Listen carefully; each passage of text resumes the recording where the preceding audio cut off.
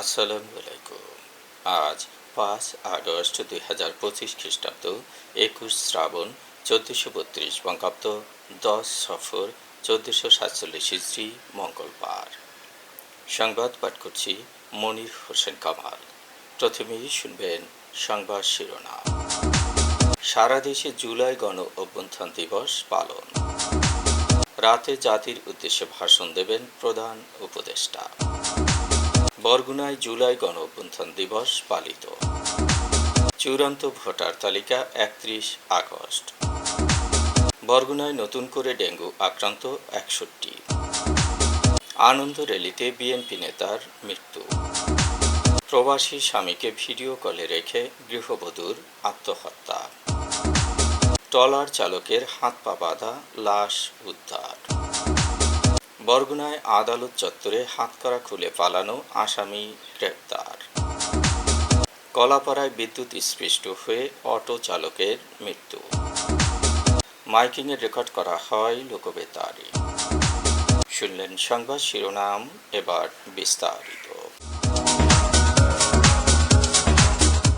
বিভিন্ন কর্মসূচির মাধ্যমে সারা দেশে জুলাই গণ অভ্যুত্থান দিবস পালিত হচ্ছে।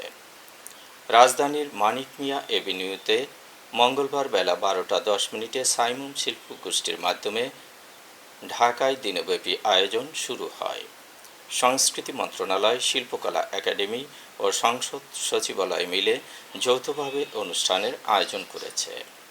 সাইমুম শিল্পগোষ্ঠী ছাড়াও কলরব শিল্পগোষ্ঠী, শিল্পী নাহিদ এবং তাসফির গান পরিবেশন করেন। জোহরের নামাজের বিরতি দিয়ে Chittagong hip hop food, rapper Sezan ও ব্যান্ডদল শূন্য গান শোনায়। দুপুর 2:25 ফ্যাসিস্টের পলায়ন উদযাপন। এরপর ছিল কণ্ঠশিল্পী ফারজানা ওয়াহিদ শায়ান, ইথুন বাবু ও মৌসুমী, ব্যান্ডদল সোলস ও ওয়ার ফেইজের পরিবেশনা। বিকেল 5টায় জুলাই ঘোষণাপত্র পাঠ। সন্ধ্যা 7:30টায় স্পেশাল ড্রোন ড্রামা এবং 8টায় ব্যান্ডদল আর্টসেলের কনসার্ট হবে। 5 আগস্ট সরকার পতনের পর 8 আগস্ট অধ্যাপক মোহাম্মদ ইউনূসের নেতৃত্বে রাষ্ট্র পরিচালনায় দায়িত্ব নেয় অন্তর্বর্তী সরকার। আজ রাত 8:20 জাতির উদ্দেশ্যে ভাষণ দেবেন প্রধান উপদেষ্টা doctor Mohammad Yunus. Bangladesh television, BTV news, Bangladesh বেতার ও কমিউনিটি রেডিও ভাষণটি একযোগে সম্প্রচার করবে। জুলাই গণ অভ্যুত্থান দিবস 2025 উপলক্ষে একটি স্মারক ডাকটিকিট, উদ্বোধনী খাম ও সিলমোহর অবমুক্ত করেছেন প্রধান উপদেষ্টা।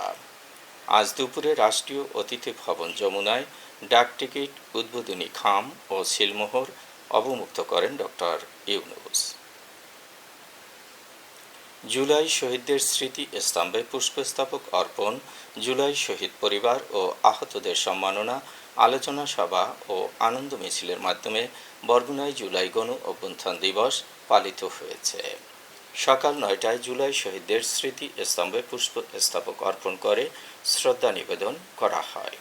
পরে জেলা শিল্পকলা একাডেমিতে সম্মাননা ও আলোচনা সভা করা হয়। আলোচনা করেন বরগুনা জেলা প্রশাসক Mohammad Shafiul Alam, police super Mohammad Ibrahim Khalil, civil surgeon doctor Mohammad Abul Fatta, অতিরিক্ত জেলা প্রশাসক অনিমেষ বিশ্বাস সহ বিভিন্ন রাজনৈতিক দলের নেতৃবৃন্দ, শহীদ পরিবারের সদস্য ও জুলাই আন্দোলনের ছাত্র প্রতিনিধিবৃন্দ। সকাল 10:30টার দিকে বিএনপি আনন্দ মিছিল করেছে। আসন্ন ত্রয়োদশ জাতীয় সংসদ নির্বাচনকে সামনে রেখে 10 আগস্ট খসড়া ভোটার তালিকা প্রকাশ করবে নির্বাচন কমিশন। সংশোধনের পর চূড়ান্ত ভোটার তালিকা প্রকাশ করা হবে 31 আগস্ট। নির্বাচন কমিশন সচিবালয়ের পরিচালক জনসংযোগ মোহাম্মদ শরীফুল আলমের সই করা বিজ্ঞপ্তিতে বলা হয়েছে, 30 জুন 2025 তারিখ পর্যন্ত ভোটার ডাটাবেইজে অন্তর্ভুক্ত 1 জানুয়ারি 2007 তারিখ বা তার পূর্বে যাদের জন্ম এমন নিবন্ধিত ভোটারের সম্পূরক ভোটার তালিকা এবং ভোটার কর্তনের জন্য মৃত ভোটারদের তালিকা প্রকাশ করা হবে আগামী 10 আগস্ট। সম্পূরক ভোটার তালিকা প্রকাশের পর যোগ্য ব্যক্তির নাম অন্তর্ভুক্ত করা, মৃত্যুজনিত বা অন্তর্ভুক্তি হওয়ার অযোগ্য ব্যক্তির নাম কর্তন, ভোটার স্থানান্তর এবং কোনো অন্তর্ভুক্তি সংশোধন বা ত্রুটি বিচ্যুতি দূর করার জন্য দরখাস্ত দাখিলের শেষ তারিখ 21 আগস্ট। সম্পূরক তালিকা সহ চূড়ান্ত ভোটার তালিকা প্রকাশ করা হবে 31 আগস্ট। বরগুনায় নতুন করে ডেঙ্গুতে আক্রান্ত হয়েছে আরও 61 জন। এ নিয়ে জেলায় মোট আক্রান্তের সংখ্যা 5111 জন। বরগুনার civil surgeon doctor Mohammad Abul Fatta জানিয়েছেন, গত 24 ঘন্টায় বরগুনা সদর উপজেলায় 46, বামনায় 5 ও পাথরঘাটায় 6 জন নতুন করে আক্রান্ত হয়েছেন। জেলায় ডেঙ্গুতে আক্রান্ত হয়ে চিকিৎসাধীন আছেন 137 জন। এদের মধ্যে বরগুনা জেনারেল হাসপাতালে 100, আমতলী 2, বেতাগী 1, বামনা 12, পাথরঘাটা 21 এবং তালতলী উপজেলা স্বাস্থ্য কমপ্লেক্সে 1 জন চিকিৎসাধীন। এখন পর্যন্ত বরগুনা সদর উপজেলায় 4329, তালতলী 118, বামনা 192, বেতাগী 63, আমতলী 61 এবং পাথরঘাটা উপজেলায় 348 জন আক্রান্ত হয়েছেন। অন্যদিকে জেলায় ডেঙ্গুতে আক্রান্ত হয়ে মারা যাওয়া 39 জনের মধ্যে 31 জনের বাড়ি বরগুনা সদর উপজেলায়, 3 জনের বাড়ি পাথরঘাটা এবং 5 জনের বাড়ি বেতাগী উপজেলায়। গণ অভ্যুত্থানের বর্ষপূর্তি উপলক্ষে কিশোরগঞ্জের পাকুন্দিয়ায় বিএনপির আয়োজিত আনন্দ মিছিলে অংশ নিতে এসে আলামিন নামের এক ইউনিয়ন বিএনপির নেতা স্ট্রোক করে মারা গেছেন। আজ বেলা 11:30টার দিকে উপজেলার পাটমহল এলাকায় এই ঘটনাটি ঘটেছে। নিহত আলামিন কন্দরপদি গ্রামের লিটন মিয়ার ছেলে এবং বুরুদিয়া ইউনিয়ন বিএনপির সদস্য ছিলেন। বরিশালের মুলাদিতে দুবাই প্রবাসী স্বামীকে ভিডিও কলে রেখে আত্মহত্যা করেছেন স্ত্রী আফরিন আক্তার দীপুমণি। রোববার রাত 8:30টার দিকে গাছুয়া ইউনিয়নের মধ্যগাছিয়া গ্রামের বোরহান খন্দকারের বাড়িতে এ ঘটনাটি ঘটেছে। নিহত গৃহবধূ আফরিন আক্তার দীপুমণি মধ্যগাছুয়া গ্রামের দেলোয়ার হোসেন সর্দারের মেয়ে এবং একই গ্রামের আব্দুস সাত্তার সর্দারের স্ত্রী। রোববার সন্ধ্যায় গৃহবধূ আফরিন আক্তার দীপুমণি প্রবাসী স্বামীর সঙ্গে মোবাইল ফোনে কথা বলেন। ওই সময় তাদের মধ্যে কথা কাটাকাটি হয়। রাত 8:30টার দিকে দীপুমণি তার স্বামীকে ভিডিও কলে রেখে ফাঁস দেন। রাত 9:30টার দিকে পুলিশ তার লাশ উদ্ধার করে। প্রায় 3.5 বছর আগে সংযুক্ত আরব আমিরাত প্রবাসী আব্দুস সাত্তার সর্দারের সঙ্গে দীপুমণির বিয়ে হয়। দীপুমণির বাবা দ্বিতীয় বিয়ে করে হিজলা উপজেলায় বসবাস করায় তার মা ঢাকায় চলে যায়। বাবা মায়ের দূরত্ব এবং স্বামী প্রবাসে থাকায় তিনি বেশিরভাগ সময় নানার বাড়িতে থাকতেন। কয়েকদিন ধরে তাকে বিষণ্ণ দেখাচ্ছিল এবং কোনো একটি বিষয় নিয়ে স্বামীর সঙ্গে তার কথা কাটাকাটি চলছিল। রোববার রাতে ঘরের দরজা বন্ধ করে সে আত্মহত্যা করে। ওই সময় তার স্বামী ভিডিও কলে ছিলেন। পিরোজপুরের ভান্ডারিয়ায় রব্বানী ব্যাপারী নামে এক ট্রলার চালকের লাশ উদ্ধার করেছে পুলিশ। সোমবার দুপুরে উপজেলার কাপালির হাটের কাছে একটি খাল থেকে তার ভাসমান লাশ উদ্ধার করা হয়। এ সময় নিহতের হাত পা বাঁধা ছিল। রব্বানী ভিটাবাড়িয়া ইউনিয়নের দক্ষিণ ভিটাবাড়িয়া গ্রামের মন্টু ব্যাপারীর ছেলে। মাদক কারবার নিয়ে স্থানীয় কয়েক ব্যক্তির সঙ্গে ট্রলার চালক রব্বানীর পূর্ব বিরোধ ছিল। রোববার রাত 10টার দিকে রবিউল, সুদেব, ইলিয়াস ও মিলন নামে 4 ব্যক্তি রব্বানীকে বাড়ি থেকে ডেকে নিয়ে যায়। এরপর আর বাড়িতে ফেরেননি। সকালে স্থানীয়রা কাপালির হাট খালে ভাসমান লাশ দেখতে পেয়ে থানায় খবর দেয়। পরে ঘটনাস্থলে গিয়ে লাশটি উদ্ধার করে পুলিশ। বরগুনার জজকোর্ট চত্বর থেকে প্রিজন ভ্যানে ওঠানোর সময় হাতকড়া খুলে পালিয়ে যাওয়া আসামি আলামিনকে গ্রেপ্তার করেছে পুলিশ।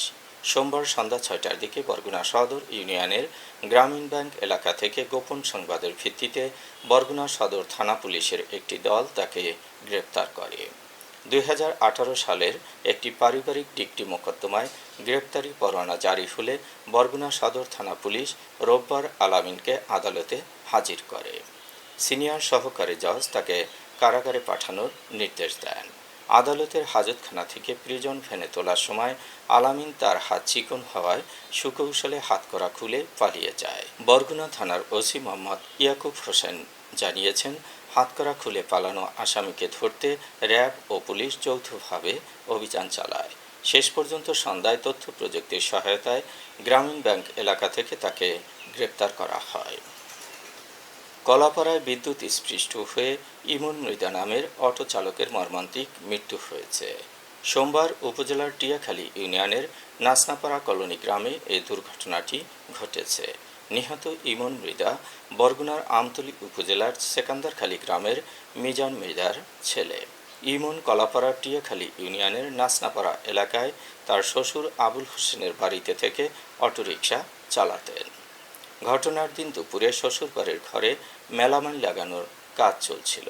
এ সময় অসাবধানতাবশত ইমন বিদ্যুৎ স্পৃষ্ট হয়ে মারা যায়। মাইকিংয়ে রেকর্ড করা হয় লোকবেতারে। সুমধুর ও সুস্পষ্ট কণ্ঠে মাইকিংয়ের জন্য লোকবেতারের বিকল্প নেই। লোকবেতারের সাউন্ডপ্রুফ স্টুডিওতে করা হচ্ছে গান ও নাটকের রেকর্ড। সেই সাথে লোকবেতারে নামমাত্র টাকায় প্রচার করা হচ্ছে বিজ্ঞাপন। 15 সেকেন্ডের বিজ্ঞাপন প্রচারিত হচ্ছে মাত্র 500 টাকায়। 30 সেকেন্ডের বিজ্ঞাপন 1000 টাকা, 45 সেকেন্ডের বিজ্ঞাপন 1500 টাকা আর 1 মিনিটের বিজ্ঞাপন প্রচার করা হয় মাত্র 2000 টাকায়। নির্ধারিত টাকার বিনিময়ে প্রতিদিন কমপক্ষে 5 বার করে পুরো 1 মাস বিজ্ঞাপন প্রচার করা হবে। মাইকিং ও বিজ্ঞাপনের জন্য যোগাযোগ করবেন 01755564445 নম্বরে। এবারেই শুনবেন আবহাওয়ার খবর।